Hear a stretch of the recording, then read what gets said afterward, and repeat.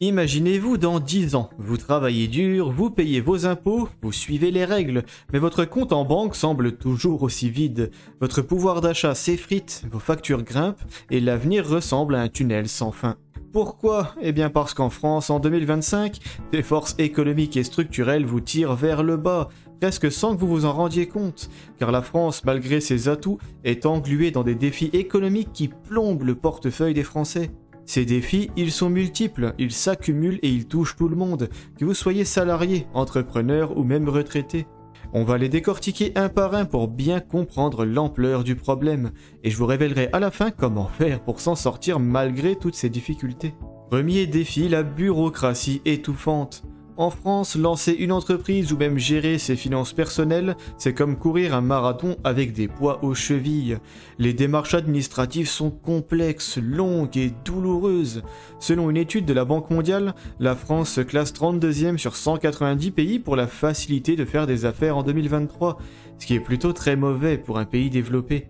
Les entrepreneurs passent en moyenne 20% de leur temps à gérer des formalités administratives, au lieu de développer leur business. Cette bureaucratie freine l'innovation, décourage les initiatives et surtout asphyxie la croissance. Résultat, moins d'opportunités pour tous, moins d'emplois créés et une économie qui stagne. Deuxième point, et pas des moindres, l'imposition. La France est championne du monde des prélèvements obligatoires. En 2023, selon l'INSEE, les prélèvements obligatoires représentaient 45,4% du PIB. Ça veut dire que presque la moitié de la richesse produite dans le pays part en impôts et en cotisations sociales. Pour un salarié moyen, après impôts sur le revenu, charges sociales, TVA et autres taxes, il ne reste souvent qu'une fraction de ce qu'il a gagné. Et pour les entreprises, les charges sociales et la fiscalité lourde rognent leur compétitivité. En vérité, une PME française paye en moyenne 60% de charges sociales sur un salaire, contre 30% en Allemagne. Pas étonnant que nos entreprises peinent à rivaliser sur la scène internationale.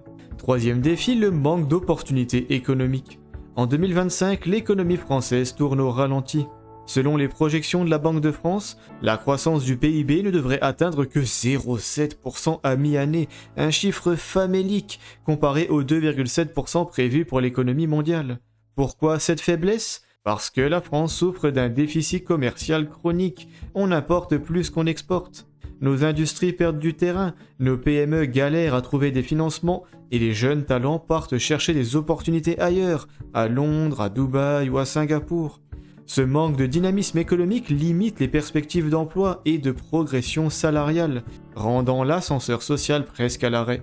Quatrième point, et c'est un gros morceau, le vieillissement de la population. La France vieillit et ça a des conséquences massives sur l'économie. Certaines études indiquent qu'en 2030, il n'y aura plus que 1,5 actifs pour chaque retraité, contre 2,2 en 2005. Ce déséquilibre met une pression énorme sur le système de retraite par répartition. Les cotisations des actifs ne suffisent plus à financer les pensions et les dépenses liées à la dépendance explosent. Par exemple, l'Institut Montaigne estimait en 2023 que le vieillissement pourrait alourdir les dépenses de protection sociale de 100 milliards d'ici 2040. Qui va payer? Les actifs via des impôts plus élevés ou des cotisations en hausse, ce qui réduit encore plus leur pouvoir d'achat. Et en parlant de retraite, venons-en au cinquième défi. Un système de retraite complètement bancal, le système par répartition, pilier de la solidarité française est voué à l'échec. Les réformes successives, âge de départ repoussé, indexation des pensions en dessous de l'inflation, n'ont pas résolu le problème de fond. Le Conseil d'orientation des retraites prévoit un déficit structurel du système jusqu'en 2030 au moins. Et même avec ces réformes, les pensions ne suivent pas l'inflation. En 2024, l'INSEE notait que le pouvoir d'achat des retraités avait baissé de 2,1% en moyenne. Résultat, les retraités sont moins riches que prévu, et les futurs retraités s'inquiètent de pensions toujours plus maigres. Face à ce tableau, on pourrait baisser les bras. Bureaucratie, impôts écrasants, croissance molle, vieillissement et retraite fragile, tout semble conspirer pour nous appauvrir. Mais voici la bonne nouvelle, vous n'êtes pas condamné à subir. Vous pouvez agir, reprendre le contrôle de votre avenir financier et même prospérer dans ce contexte difficile. Comment? Eh bien en investissant intelligemment, en prenant vos finances en main et en misant sur des outils accessibles et performants. Laissez-moi vous montrer comment. Il faut commencer par comprendre que l'investissement n'est pas réservé aux riches ou aux experts. Vous n'avez pas besoin d'un diplôme en finance ou d'un compte en banque à 6 chiffres pour commencer. Ce qu'il faut, c'est de la discipline et un peu de curiosité. Ça vous suffira largement pour investir proprement en bourse ou en immobilier à travers 2 formidables véhicules d'investissement que sont les ETF et les SCPI notamment. Les ETF sont des fonds qui reproduisent la performance d'un indice boursier comme le CAC 40 ou le MSCI World, avec des frais ultra bas, souvent autour de 0,2%. Vous achetez un ETF et vous investissez dans des centaines, voire des milliers d'entreprises, sans avoir à choisir chaque action individuellement, et vous profitez tranquillement de la tendance haussière du marché, qui est d'environ 10% par an, plus ou moins suivant les indices. Et le même genre de support existe pour l'immobilier avec les SCPI. Vous investissez dans un portefeuille d'immobilier professionnel, bureaux, commerces, entrepôts, sans les tracas de la gestion locative. Prenons 2 des meilleurs exemples, la SCPI Transition Europe, gérée par Arkea, et la SCPI Comet, gérée par Alderan. Ces SCPI misent sur des actifs durables et bien placés, avec des rendements autour de 6 à plus de 8% par an en 2024. Transition Europe, par exemple, investit dans des immeubles à haute performance énergétique, un secteur en pleine croissance avec les nouvelles normes environnementales. Comet, elle, cible plutôt des actifs logistiques boostés par l'essor du e-commerce. Avec des tickets d'entrée à partir de quelques milliers d'euros, ces SCPI sont accessibles et permettent de générer des revenus réguliers, idéaux pour compléter une retraite ou diversifier ses placements. Mais pourquoi ces outils sont-ils si puissants pour contrer l'appauvrissement? Parce qu'ils vous permettent de faire travailler votre argent, au lieu de le laisser dépérir sur votre compte courant, votre livret d'épargne ou l'assurance vie pourrie de votre banquier.